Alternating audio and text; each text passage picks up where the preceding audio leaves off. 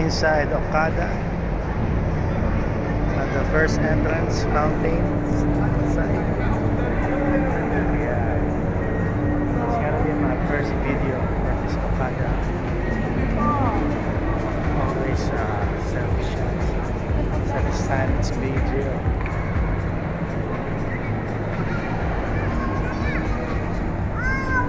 So for all of you still don't visit this place, this is gonna be the inside. Yeah,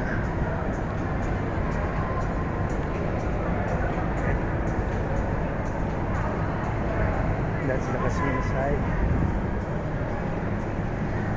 Approaching the choral stage where I perform a little bit later.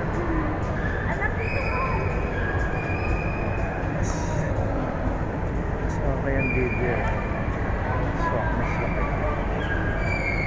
Diba? First time video. Just on that left side. A little bit later is the dancing fountain. Yeah. Just like most likely compared to Macau, MGM, Venetian.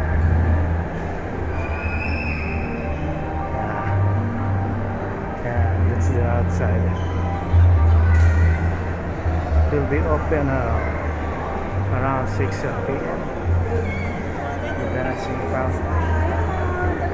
Everybody knows it already. If you happen to be a first timer in Okada, you're gonna watch this. It's that dancing fountain later.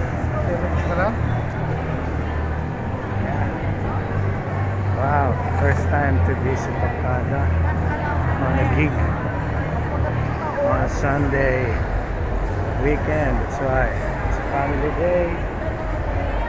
Too many people. Happy weekend to all of you. Yeah, still the director of the house, Alaiskis.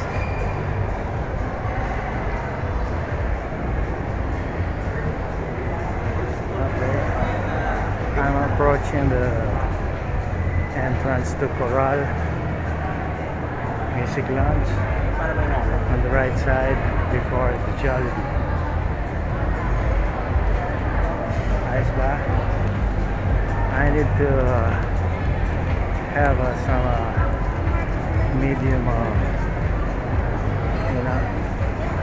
talking, interpret this into English language.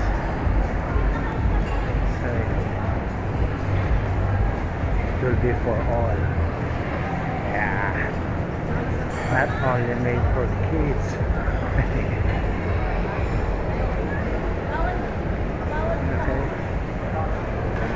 Okay, that's about the size of my video.